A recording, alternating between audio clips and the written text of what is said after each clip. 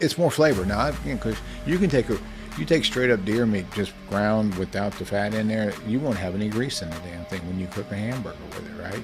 I mean, you won't, and so you want a little bit of that, and you want a little bit of flavor too. So we always get the fat. That's why I said I don't get the ground. I get sausage. Give me mild sausage, and that's what I use for my hamburger because it's still, there's a little bit of fat, but not that much. Sometimes I pour a little bit of it out, but most of the time I don't because it's just more flavorful that way. But whenever you're eating something like a backstrap, man, I kid you not, I eat my backstrap like sushi. Sushi. Literally. You can put it in, I put it in a plastic baggie and put that liquid aminos in there. And if I keep it in there for a day, I'll eat it like sushi, man, because you'll see that liquid amino leak into it. And you'll have a ring, and the center of the ring is that deer meat color, about the size of a dime. Everything else is just the liquid aminos, which is a sort-like flavor. So it's kind of like taking your raw fish and dipping it into a soy sauce already, right? Mm-hmm. Literally, you can eat it raw. I literally have, or at the very minimum, cook it like 1 minute on the side. Liver king. I have a liver in there, which, by the way, I got to cook it because my brother and I were talking about it over Thanksgiving. You just cut it into little strips, man, and just fry it in there with some onions or whatever and some butter. And deer liver? Yeah, I got a deer liver. It's about this because the thing about it, the deer heart's this big and the liver's 2/3 size of the organ. So yeah, it's a big old. Yeah, I got it in there. It's the last thing that I'm kind of because I just haven't figured out how I want to do it. But anyway, so let's roll it on out, man. Another episode of Flip the Script, and I am Dr. J. Joey here with Cameron, and Cam. We keep talking about, hey, man, we got to do this food pyramid thing. And so today, boom, this morning I'm up getting ready, and I don't know, something just struck me because I was on the television trying to catch my Saturday morning football stuff, previews, and I get another one of those slap-ass commercials about cereals. So I said, you know what, man, we've got to do this. So we got our whiteboard and the marker. So let's talk a little bit about this because the thing is, on this pyramid, still to this day, the bottom of it loaded up, the biggest part is grains, right? Let's talk a little bit about the evil here for just a minute. So, Cam, help me out with this one. Let me see, where's my little photo? Okay, so here's what we got. Boom. Now, excuse me, because usually Adriana, my 4-year-old, does most of my artwork. Okay. I think she's playing with her LOL dolls this morning. So I'm going to make our pyramid, food pyramid. Need a thicker marker. Cameraman, can you make that out? We're good. Okay. What's on the bottom of all that? Boom. Grains, right? So here's our grains.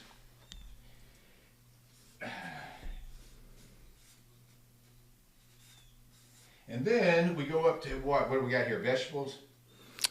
Yeah. Right? Across and here. fruits. And fruits. Yep. And of this, veggies and fruits are just about half and half, right? Yep. So here we got my fruit.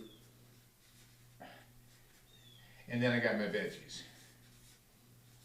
Now, this right here, grains, and this right here, fruit, fructose, sugar, and of course grains convert to sugar faster than fructose does in most cases, right? So basically, what am I loaded with? I'm loaded with sugar, sugar, sugar, and now I've got a little bit of veggies over here, which are my minerals.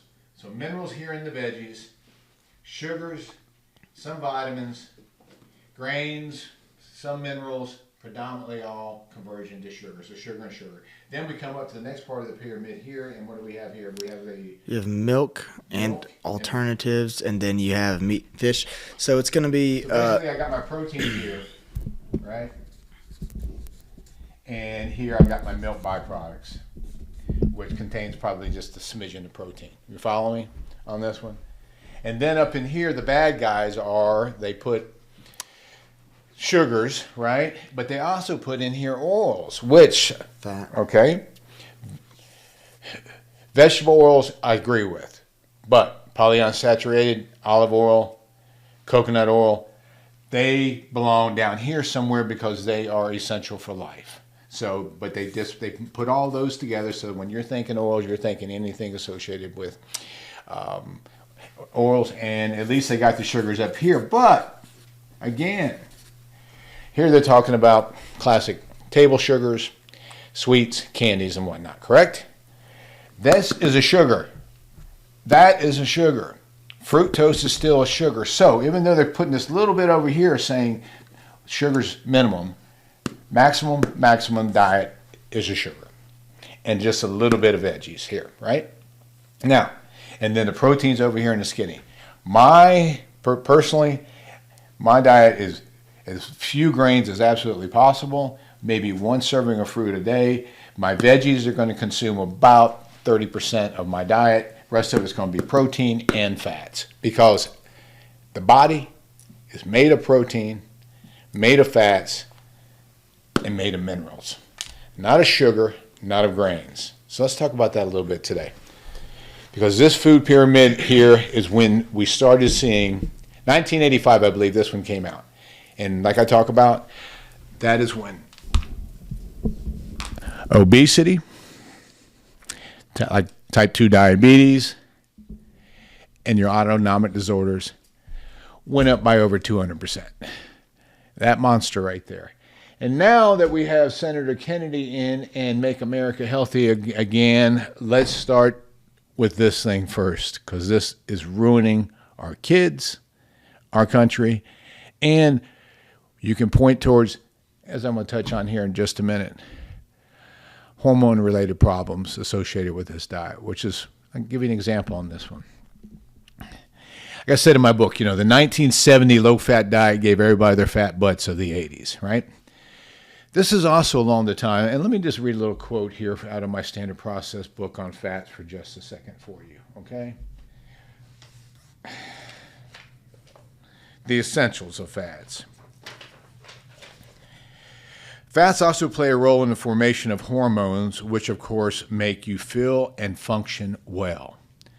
So, with these low-fat diets that we started seeing in the 70s and 80s, like I mentioned before in the podcast, a lot of my patients, especially the women, will come along and in their 30s, they look in the mirror and they go, what happened? Well, basically they're hormonal changes. And then hormonal changes are going to occur when you're not eating a diet adequate and enough fats to sustain proper hormonal function. Follow me? And then besides the fact you're going on a low-fat diet, so you're increasing your carbs for your food and your energy, sugars, and now you're putting on the body fat, which again is basically another endocrine organ that's elevated primarily with estrogens. And then you have the mayhem that we have in the way we feel, the way we look, and the way we function, right? The other thing I wanted to touch on are these grains.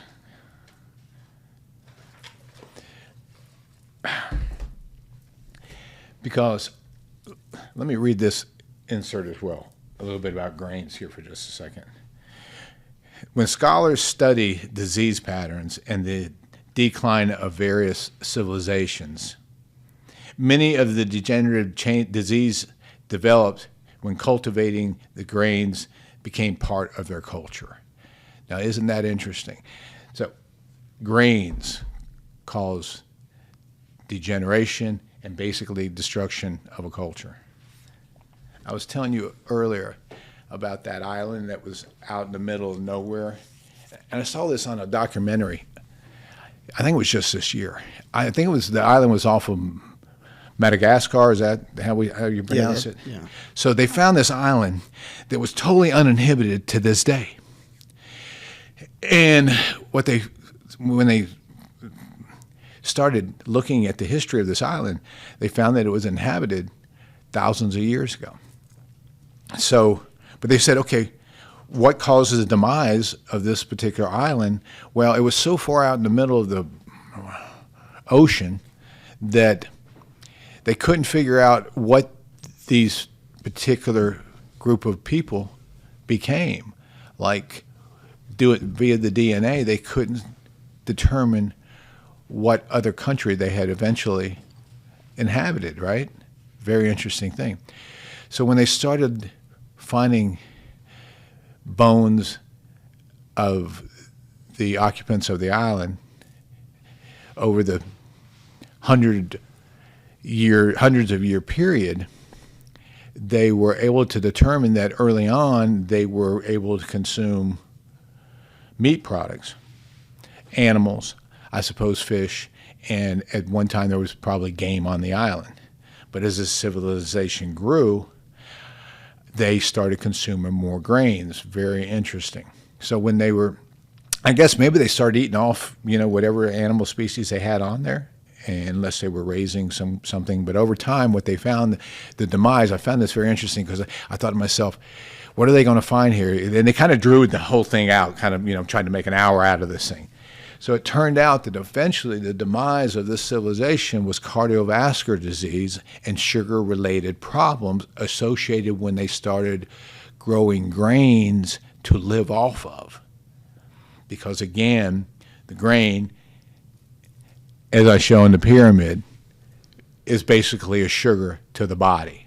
Some nutrients in it, but for the most part, it turns into a sugar. Now, what was also very interesting is that another study found that when we looked at the Egyptian mummies, and now again, we're going back thousands of years, so we're looking at a probably pretty good diet, but this is what they found. There was cardiovascular disease and dental decay was one of the causes of the demise of this culture. And again, the grain was the key to the cardiovascular disease and the dental decay because of the sugar. Now, that's a much better bread than we're consuming today, people, by the way, right? But what I found really interesting was they studied mummies of Central America the same time frame. There was no cardiovascular disease and dental decay, and these mummies were predominantly all meat eaters. Boom. So again, is there really much of a debate there, which is what I find very interesting? See, and I mentioned in my first book, Light Your Fire, when people ask me, well, what should, as far as their diet, Doc, what do you recommend as far as diet? And for me, it's like what got us here since the beginning of time. So in this documentary, this guy who winds up having a heart attack at the age of 18, and otherwise overall healthy. He was out running. He was a long distance runner. So he goes out to the track to run one day, boom, has this heart attack. So he started trying to figure out what was going on and what was the best diet for him. So he went through a bunch of different diet-related tests. So in this documentary, what was really cool is they go back to the beginning of time and they check out the species and they study their brains and the rest of their DNA to find out what it was that they lived on. And the interesting thing, again, there's no there's no dog in the hunt with this particular documentary. It's really cool. So it's not funded by some food company or particular grain company. This is what they found, that predominantly we're all meat eaters since the beginning of time. And in the beginning, most of the time, whenever they did kill an animal, the first thing that they ate was the brain because it was loaded with cholesterol, the high source of energy, that very evil that that we're taught today is such a bad thing for the body. And the other thing that they mention is that thousands of years ago, if we had been predominantly the vegetarian diet, that we wouldn't be here today, because we would not have had enough fat for our brain to be able to sustain enough energy and enough function of the brain would have actually shrunk. And we would not have figured out how to put a point on the stick, as I mentioned, to kill the animals so that we could survive. So that's my spoof on, just makes common sense, right? So this pyramid, give me the protein and flip it down to the bottom, including the eggs, the things that we need to sustain function of our bodies. Well, and even like, I don't know about proving, but just to your point of needing a lot of protein, didn't you say, I think you told me once that like our bodies are made up of literally 100%. Like we are protein. That's what we are. Yes. Something like that. One of the most, yeah. So when I studied the longevity of life, known as senescence, and there was a large study of this back in the 1930s and 40s. And then somewhere around the 50s and 60s, we started developing more of a study on what happens when we age, and that's that study of what we call geriatrics. Of course, for the pharmaceutical companies and the healthcare system, the money is to be made in treating those things part of aging. But what I found interesting about that, the literature that I was studying, is that basically what we are is protein from the very beginning. Okay? So when the sperm and the egg come together, the first thing that basically develops us is a protein. And protein is what determines, like I was telling you, what you're going to become.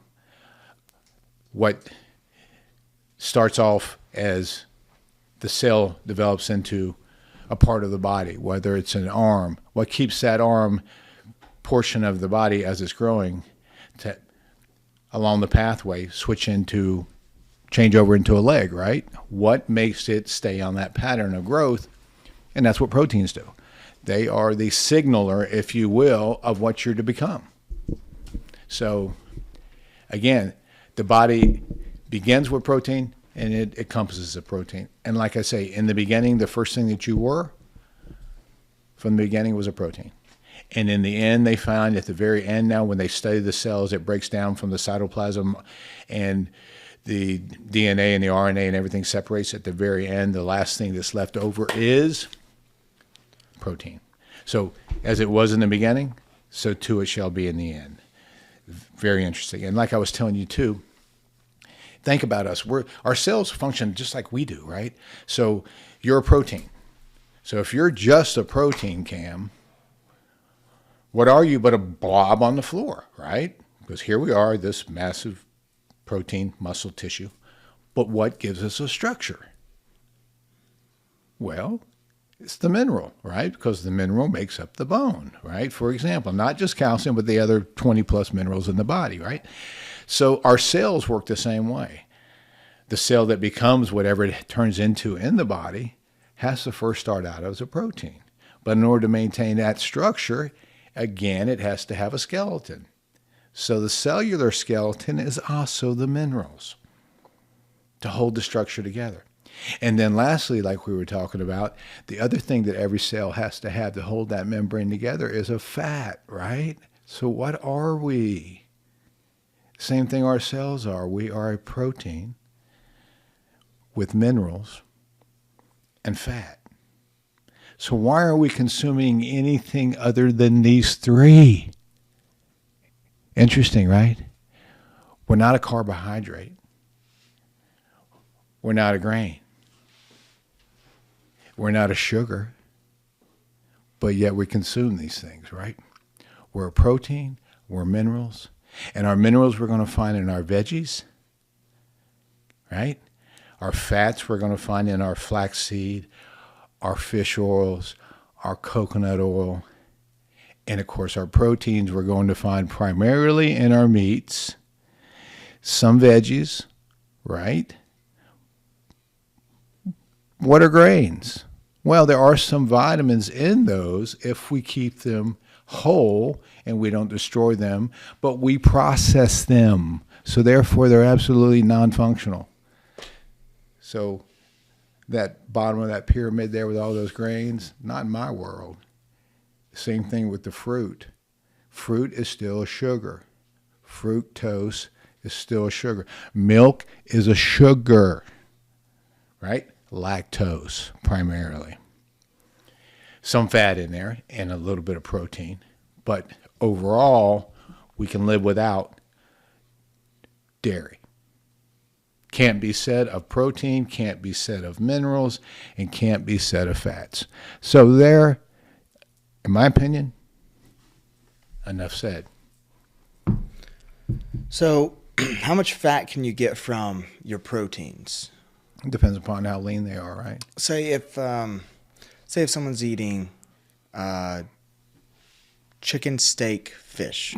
Say that's their say it's salmon, chicken, and beef. How much of the fat that they need could they get? Could they get it all from there, or would they still Well, the need... fats they primarily need are going to be the polyunsaturated fatty acids and the things like the DHA and the EPA that's going to be loaded in the fish, right? Okay. And you're going to get some of that too in your grass-fed meats, right? That's the other beautiful question there. Grass-fed's another thing. So basically, when we eat the grass-fed animals, we were consuming the essential fatty acids as they were consuming out of their diet, and then we would consume it through them, right? So, and it's kind of like I said, and those polyunsaturated omega-3s, anti-inflammatory, those are the ones that the brain wants. But what are we doing in today's world? Well, we're feeding our cows corn, which is an omega-6 inflammatory, right? And so therefore, and I always say, let a corn. Your body won't even process corn. That's my ADD getting ahead of my brain.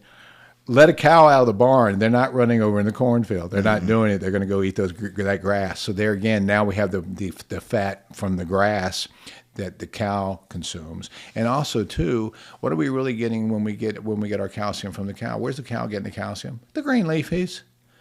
So why don't we do the same thing, cut out the middleman and get our calcium from the green leafies, the best source, right? The source the body can actually break down and use very, very quickly, right?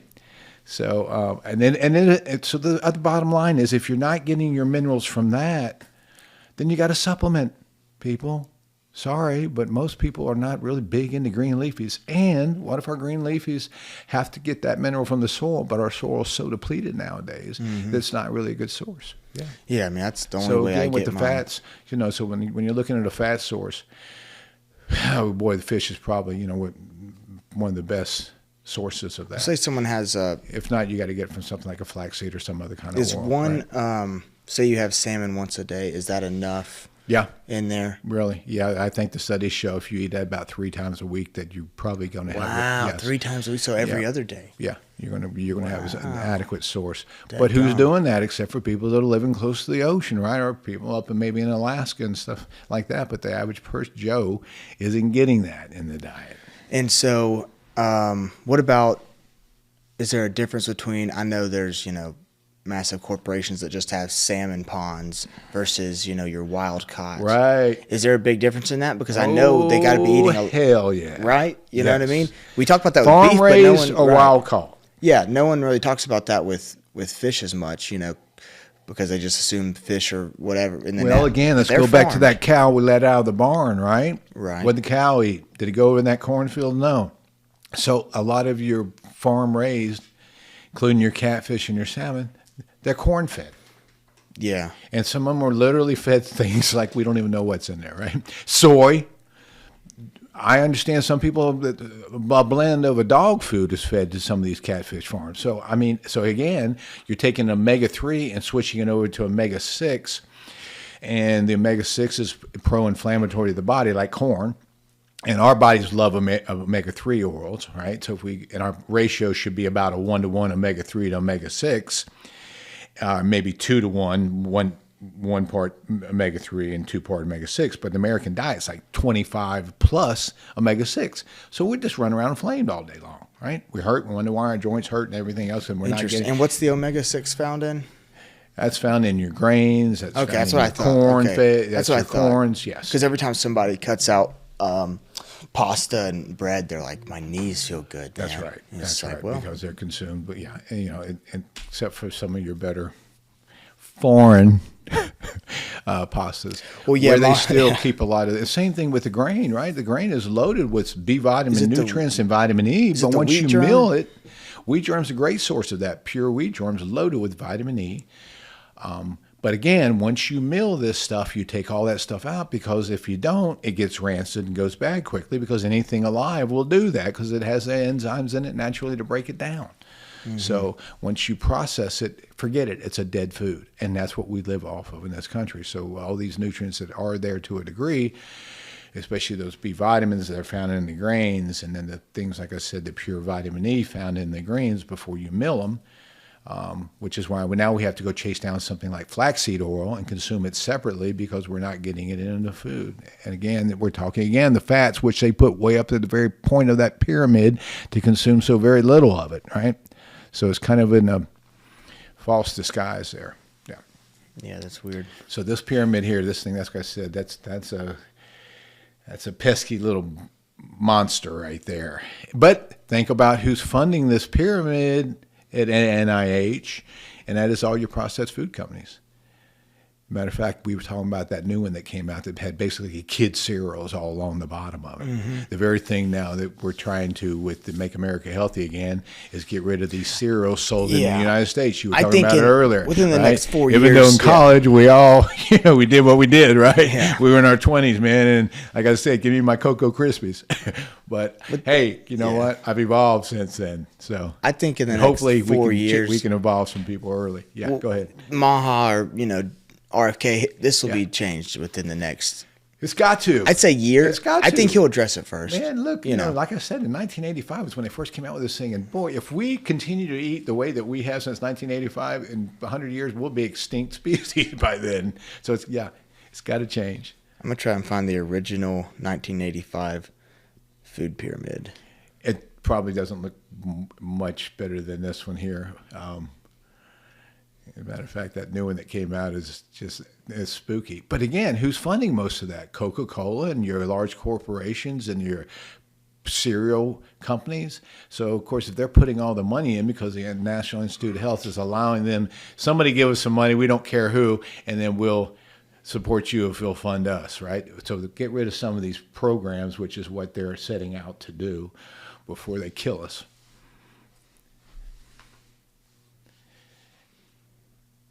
And again, what do you find in there?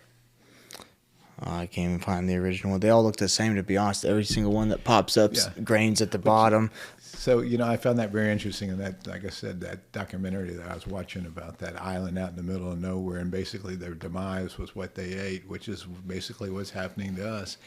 And they survived until they had to go to grains only, right? So, it does feed the masses, and that's what we did. We changed that grain in 1985 around that same time to ward off the starvation that was occurring over in Ethiopia. And we changed the grain to a 2-foot dwarf that they could harvest twice as often. And we did stop world hunger with it. But at the same time, we created a GMO, and now everybody else's health has gone to hell in a handbasket. I'm glad we got that one in. Yeah. Got my frustration out somewhat. Yeah, I can't wait to go back over it once it gets changed. That'll be interesting. You know what we'll do? We'll break down these fats, grains, oils, dairy. We'll just kind of break the whole diet down in another session another time, because we could, it's we could spend a month on that alone. But we'll save that one for another one, because he's always good stuff. With that, we'll sign out for now. All right. So, from Cameron and myself, as always, thanks for spending your time with us. We do appreciate you. Hope you had some fun and learned a little something here. If you'll just show up, we'll bring the energy. So until next time, as always, have yourself a great day. So, You're not missing. Thank you very much.